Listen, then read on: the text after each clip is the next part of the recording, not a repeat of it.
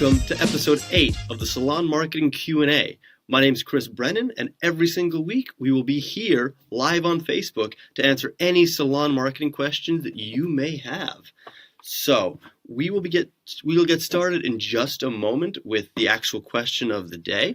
But I just wanted to highlight that if you don't actually have the time at this moment to watch this entire episode live, don't worry. You can find the recorded version available on our Facebook page. And I also take every single episode and I put it on our YouTube page as well. So you can find it there, just in case you guys get distracted during this live session, because I know how busy you guys can be. So last time I was telling you that one of the main things I was working on for you was going to consolidate every single toolkit that Zoe's put together on the Phorest blog and put it as a nice package so you guys can have absolutely every single month covered for your salon marketing. So that's nearly done, and that'll be available this week. You can find that on the blog. So it's really exciting because we actually, every single month, Zoe puts together these incredible toolkits that contain SMS templates, email subject lines, graphics for social media. Like, it's really a lot of work goes into them, and I want to make sure that you guys actually can access them at your pleasure. So at the moment we actually have 10 of the 12 months, because in July, if you remember, we actually ran a 30 days to grow campaign. So instead of creating a toolkit for that, we created all the material for that for 30 days to grow. And Christmas, we end up not really pushing Christmas stuff in December. So usually it's more about trying to get you guys busy in January, since your Decembers are usually like slammed busy. So that'll become available this week once it's up and live on the Phorest blog. And now let's begin with today's question.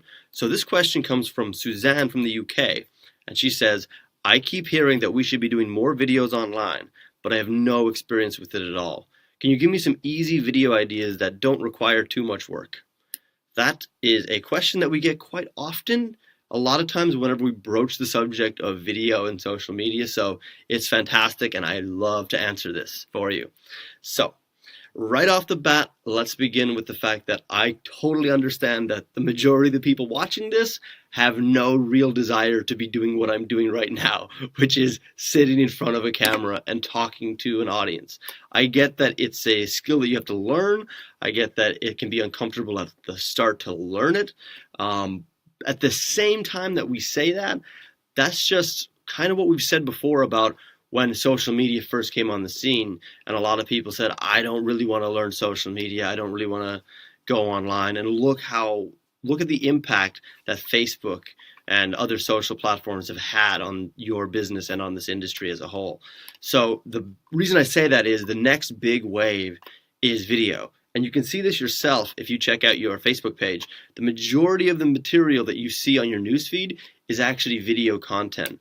That's where the audiences are actually drawing themselves to. So the more video that comes out, the more the audiences are getting used to it.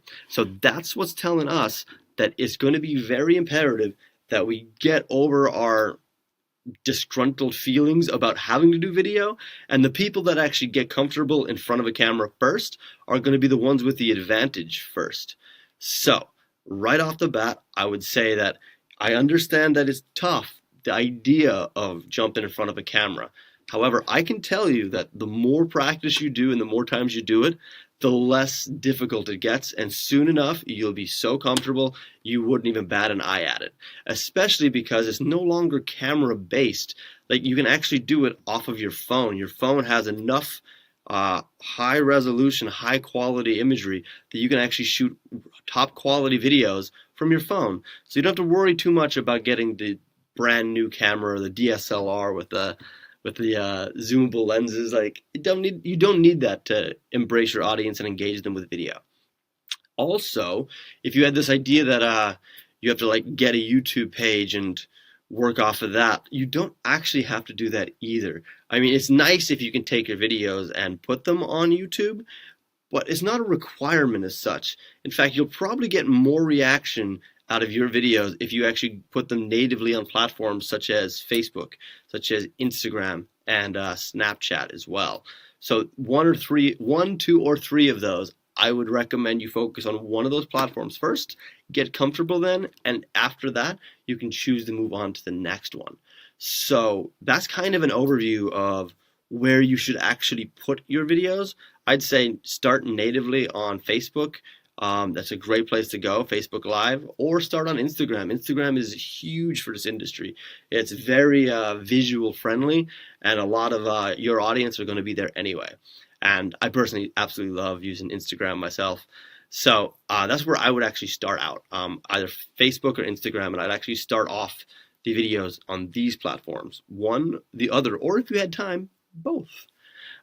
So let's talk about, because the main question was, what are some video ideas, easy ones as well. So we're not talking about having you guys shoot a bunch of different angles and edit it together with nice background music and nice title card at the beginning. Like, that's a bit more advanced. So let's start with some easy ideas. And a lot of these ideas involve putting the camera onto yourself or a teammate so that you can actually embrace and engage your audience through the art of video.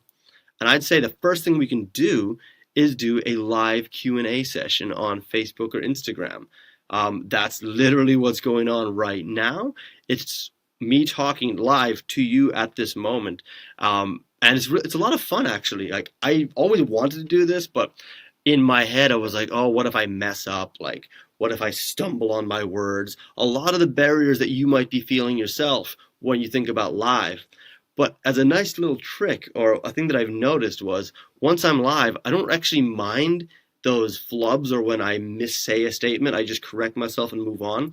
And it's because I don't have a choice about it. I just have to keep going. And I think you'll learn that yourself as soon as you try out a Facebook Live or an Instagram Live. You put the camera on yourself and you have no other choice but to just keep going. And you know what? You usually find your feet. Like, you'll find your way and you'll be acing it in no time. So you can do like a live Q&A session. That would be really great. And for your clients, that would be. So any kind of questions they might have, maybe they have some follow-up questions from a service or a treatment, these kind of things. Like, the one thing you can do is you can actually encourage them to ask questions live. So you answer the questions as they come in. You might need to do a few Facebook Lives before you get to that point, or maybe your audience will engage with you immediately. It kind of depends on from business to business. Or you can do what we're doing now, which we're leading to the questions part, the live questions. What we do is we actually take in questions beforehand, and then I present like a long form version of the answer live on Facebook. That's really cool. You can do both as well. So you can select a subject that day, and then as the questions come in, you can answer them and keep going until your audience is quite happy with the results.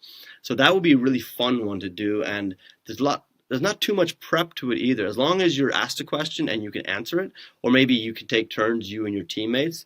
What the real benefit is that you're introducing yourself and your personality to your audience online, and you're very transparent because it's live. So there's no editing or tomfoolery when it comes to what you're trying to convey or hide, you know? So the next thing up as well would be product reviews or demos. So this is important because I think it's an amazing idea. You have a salon, you have a business that sells products. And what we're trying to do is show this audience why you chose those products. Now, I want to highlight that I don't want to turn it into an ad. It shouldn't be too salesy because it's social media, so we want to make sure that it's social. So an angle I would take, if I were you, would be take the notion that, like, there's so many products out there. Like, there's so many, but you chose these select few to be in your business, to be on your shelf. Why? Why did you choose these? Because they have a certain quality to it, because they have a certain style, like because they work well. Like, how about you highlight that? Like, instead of saying, buy this, just say, I absolutely love this moisturizer. I've researched loads, and this one for me personally is a standout because, and then you start telling them that way. It could be really great because you're not directly selling it to them. You're bringing them in and introducing why this is in your salon on your shelf to begin with. You could take this a step further as well and actually do a demonstration with these products. So you can basically put your money where your mouth is and go, this is actually how it works. To go another step beyond that, you could actually run a competition, and the winner actually gets a free service or treatment, and you can actually film that right then and there on video, so you can actually get somebody in to so you can use the product and then record them doing it while you chat to them and show them the benefits. So there's a lot you can do when it comes to product reviews and demos. So I think at the bare minimum, what you're doing is you're highlighting your retail, which in our studies, in our history, in our experience with salons, it's the one thing they always want to do more of, is they want to push more retail. And one way to push more retail is not to be pushy, just to be informative. So these kind of things can be really great if you word it correctly. And by wording it correctly, all I mean is that it's the tone. Like, what tone are you going for? You're not trying to sell it to them, you're trying to inform them. So that can be a really good idea. We can also do customer testimonial videos. This could be amazing. I've never actually seen this, but I know that if somebody kicked it off, it would be so good. And because we haven't seen this, it's quite an original thing if your salon was the first one to do it. So with Phorest, you know that we're all about the client reviews, that it's one thing for you to say you're great, it's another thing for your clients to say you're great. So we can take it a step further, and we can actually turn the camera on your clients after they've had a session, and you can just request going, hey, would you take a moment to give us a video testimonial of your treatment, your service today, and what you thought, and then just film their genuine reaction at the point where they're the most thrilled, the most happy. They should be. There's going to be some people that are shy, because let's face it, we're all shy whenever we have a camera in front of us. But there's going to be people that will be totally up for it. And I recommend that we lead with your top and your best clients as well, because they're closer connected to your brand, so they might just be up for it. But that'll be amazing to see on your feed. So you scroll through, you see video, you see book online, and then there's another video of a client who looks fantastic, not just because of the service, but because of her reaction to what you guys have just done for her. So she's right and ready to be interviewed on how amazing you guys did. So you're going to get a lot of really cool expressions. You're going to get a lot of really nice statements about you. And because it's video, we can actually see and hear the emotion whenever she's talking about you guys, which is fantastic. So that could be a really easy one. And this one, you don't even need to be in front of the camera. Although you could be if you wanted to do a little two-shot where she's here and you're here and you can literally interview her. So it'd be pretty cool. We can also do how-to videos. So I think these are really great. And I think in the past, I've had a few salon owners highlight how they were a little resistant to how-to videos. Their point of view was they don't really want to show their clients how to do things because that's their job, and which is fair enough. It's a point of view, one that I personally don't hold, because in my view, and I think a lot of other people would agree with it, it's that your service shouldn't end once they walk out the door. Like, your service should continue even when they're away from your business. And one of the ways you can do that is to help them maintain that look or maintain that feeling after they've left, because they will come back to you. If they've enjoyed the experience, they will come back to you. But they'll come back to you even more if they feel like you're looking out for them, more so than looking out for your business. So that's a big thing, and you can do that with how-to videos. Ideas for how-to videos could be, no matter what the service or treatment would be, you're just trying to help them maintain that outside of the fact, outside of your business. So you can kind of keep going a little bit longer, and then you can come back to us, that kind of thing. I mean, I've seen this with some amazing restaurants where they actually put out cookbooks, and I thought that's such a great idea. Or they go on social media and they actually show you a recipe. Like, isn't that great? Like, we know it's a difference between having dinner and going for dinner. One is an event, one is a thing you want to do. So I've always respected the businesses that help out when people are just looking for a little assistance outside of the business. So it's an easy one to do. You're the expert in your field. So if anybody's going to help them, it's you. And finally, we can cover something that isn't salesy, that isn't promotional at all, and it actually just be news and updates. So we see this with posts on a lot of salon sites as it is. So they would put up like birthdays for team members, like promotions for team members, like somebody has just gotten the promotion, somebody's just been engaged, things like that, like really nice personal stories from your team and from yourself that you can share with your audience to really connect a bit more. Like it can be really great. Like it's honest, it's pure, and it's quite transparent. And you'll be surprised at how many people react well whenever they are introduced to these kind of statements and these kind of ideas. So that could be a really fun one for you as well. It could be a little news on your business, such as like your Christmas opening hours and stuff. That's perfectly fine. But I think it'd be nice as well to, and you could do this maybe once a week. You just kind of go, here's the update from this salon. So this is how things are going, and you're making like a stronger bond between your audience and you because you're just inviting them into your business and you're just kind of involving them in what you have to say. So that's a really fun and easy one to do. And again, it doesn't take much prep. And the more times you do it, the more comfortable you will be at doing it. So those are, I think, a few ideas that get you guys started. I think enough for you at the moment. So just to recap that, it would be a live Q&A session. It would be a product review or demo. It would be customer testimonial reviews, customer testimonials and videos, how-to videos, and news and updates. So one of those, I'd say you kick off and you try it out yourself.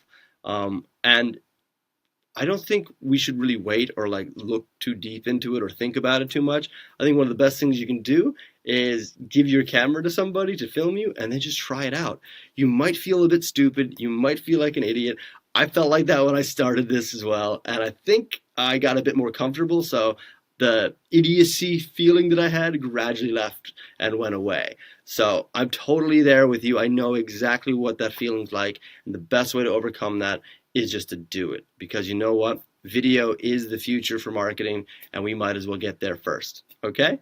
Thank you guys so much. I hope you enjoyed this episode. And if you have any questions that you'd like answered on the Salon Marketing Q&A, please let me know. You can drop it in the comments box below, or you can hit us up via email at letsgrow@phorest.com. Okay, guys, have a great day, and let's grow.